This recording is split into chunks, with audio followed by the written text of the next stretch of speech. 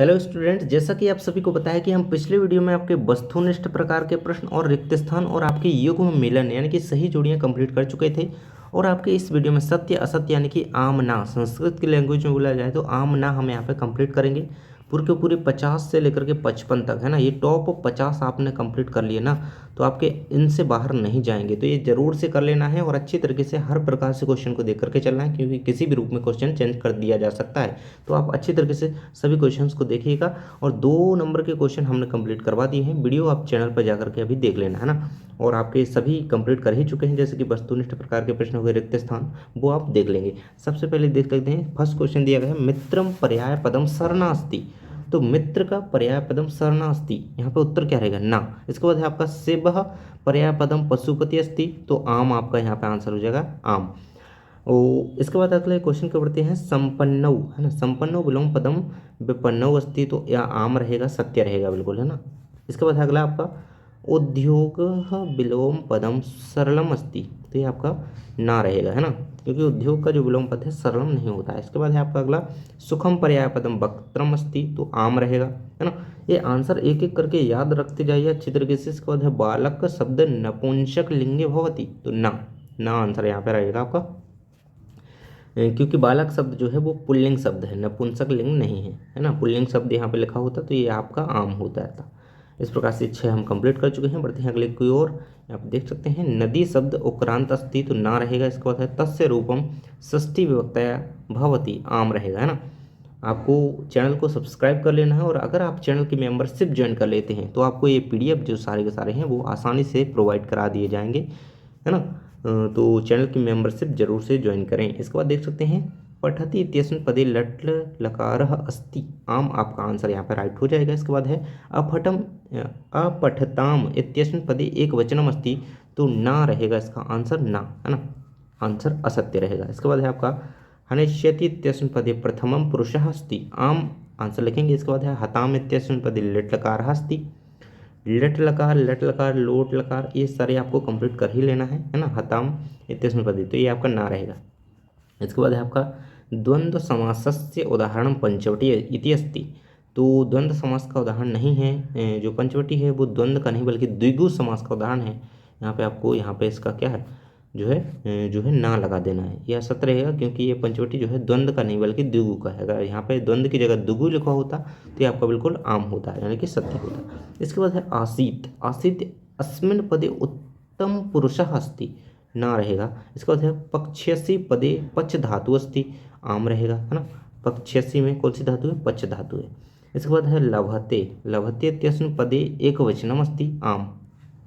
इसके बाद तो लभते में एक वचन ही तो है। इसके बाद है हंति इत्यस्मिन् पदे बहुवचनम अस्ति, हंति, है ना, ये सही रहेगा आपका, हंति में बहुवचन है। इसके बाद देख सकते हैं इत्यादि यण संधि उदाहरणम अस्ति, है ना। इत्यादि किस संधि का उदाहरण है? यहाँ पर कहा जा रहा है कि इत्यादि यण संधि का उदाहरण है, तो बिल्कुल आम हो जाएगा, यानी कि सत्य हो जाएगा। इत्यादि जो है यण संधि का ही उदाहरण है। इसके बाद बढ़ते हैं दिग्गज इत्यस्मिन् पदे व्यंजन संधि उदाहरणम अस्ति, तो आम रहेगा, सत्य रहेगा, क्योंकि दिक् प्लस गजह ये आपका बनेगा यहाँ पे इसका संधि विच्छेद, और यहाँ पे व्यंजन संधि का ही उदाहरण माना जाएगा। इसके बाद है आपका त्वल्लकार इत्यस्य संधि विच्छेद, तो तव प्लस अलकार अस्ति, है ना, तो क्योंकि इसका त्वल्कार बनेगा, है ना, त्व प्लस अलकार, तो ये आपका ना रहेगा, यहाँ पे असत्य रहेगा। इसके बाद बढ़ते हैं अगले क्वेश्चन की ओर। यहाँ पे देख सकते हैं तत्पुरुष समासस्य उदाहरण चौर्भयम अस्ति, तो ये आपका आम यहाँ पे इसका आंसर हो जाना है। और अभी तक यदि वीडियो को लाइक नहीं किया तो जल्दी से लाइक कर दीजिए, नीचे लाइक का बटन है, और सब्सक्राइब कर लेना, क्योंकि मैथ का अगला पेपर है, साइंस का अगला पेपर है, ये सारे रह गए हैं, इनके लिए बहुत ही बेहतरीन वीडियो आने वाले हैं, तो सब्सक्राइब कर लेना, है ना। इसके बाद है आपका यहाँ पे पितरौ इत्यस्मिन् पदे समास विग्रह माता च पिता च भवति, आम इसका आंसर हो जाएगा। देख सकते हैं पितरौ इत्यस्मिन् पदे समास विग्रह माता च पिता च, बिल्कुल सत्य रहेगा, आम रहेगा। इसके बाद है राम लक्ष्मणौ इत्यस्मिन् पदे द्विगु समास अस्ति, तो देखिए ये यहाँ पे राम लक्ष्मणों दिया गया ना, यहाँ पे द्वंद्व होता तो ये आम हो जाता आपका, है ना। और यहाँ पे क्या है? यहाँ पे है राम लक्ष्मण इत्यस्मिन् पदे द्विगु समास अस्ति, तो ये आपका ना रहेगा, यानी कि गलत रहेगा, है ना, क्योंकि राम लक्ष्मणों में कौन सा समास है? द्वंद्व समास है ना, द्वंद्व समास है राम लक्ष्मणों में, तो ये आपका जो है असत्य रहेगा, क्योंकि यहाँ पे द्विगु बताया जा रहा है ना, तो ये रहेगा। इसके बाद बढ़ते हैं अगले क्वेश्चन की ओर। यहाँ पे अभजत इति पदे भज धातु अस्ति, अभजत में धातु पूछी गई तो ये आपका आम रहेगा, भज धातु अब अभजत में जो है हो जाती है, इस प्रकार से आपका लिख देना है।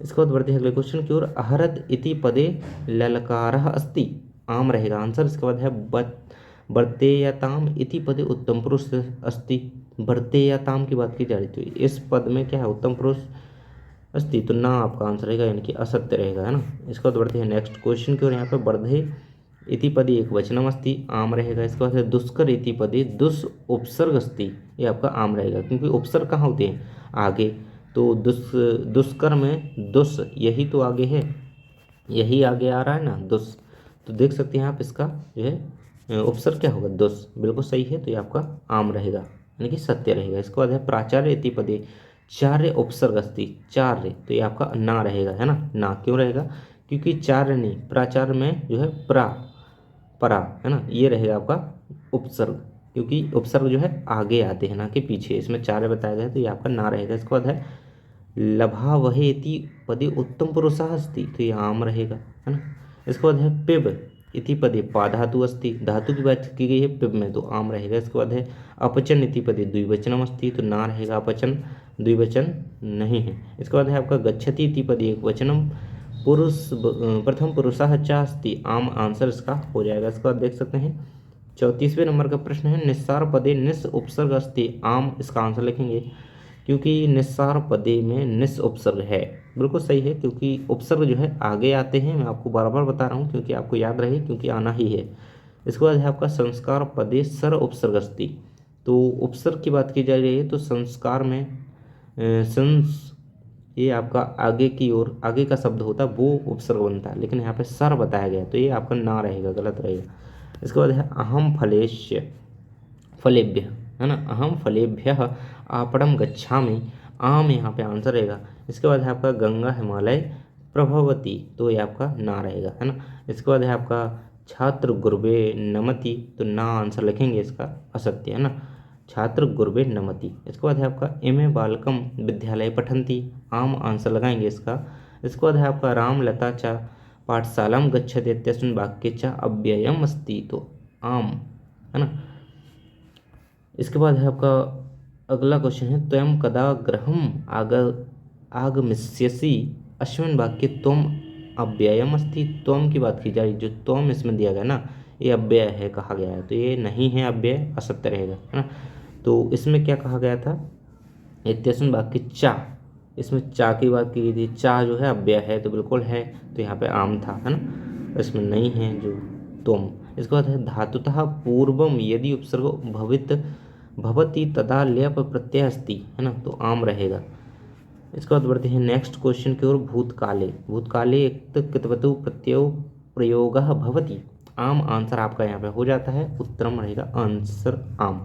इसके बाद है आपका तुमुन प्रत्यय स्त्री प्रत्यय अस्ति, तो ना रहेगा, है ना, तुमुन जो है स्त्री प्रत्यय नहीं है ना, ये ना रहेगा आपका, ये आपका ना रहेगा। इसके बाद है भाववाचक स्त्रीलिंगे रिक्त कितने प्रत्यय भवति, आम आंसर इसका हो जाएगा। इसके बाद है अनियर प्रत्यय तद्धित प्रत्ययेषु भवति, ना आंसर रहेगा, अनियर प्रत्यय तद्धित प्रत्यय जो है भवति कहा जा रहा है लेकिन नहीं है।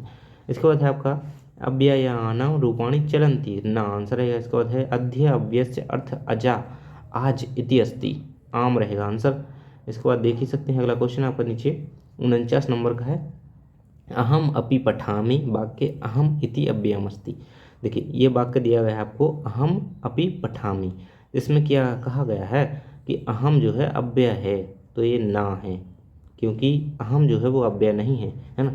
इसके बाद है आपका बा इति अव्ययस्य अर्थ अथवा इति भवति, है ना, तो बा अव्ययस्य अर्थ अथवा, है ना, तो ये सत्य रहेगा, आम रहेगा आपका। इसके बाद यहाँ तक आपके जो है 50 जो है पूरे सत्य असत्य यानी कि आम ना कंप्लीट हो चुके हैं। और जिसने ये वीडियो 2-3 बार देख लिया ना आपको ये पूरे याद हो जाएंगे। और पिछले वीडियो जा कर के देख लेना जिसमें 2 नंबर के क्वेश्चन, एप्लीकेशन कौन सी करनी है, निबंध कौन सा आने वाला है, निबंध कौन सा करना है ना, तो वो सारे वीडियोस आपको देख लेना है। 2-3 वीडियो हैं, आप जा कर के देख लेने हैं आसानी से और आपको पूरे याद कर लेने हैं। थैंक्स फॉर वॉचिंग, मिलते हैं नेक्स्ट वीडियो में।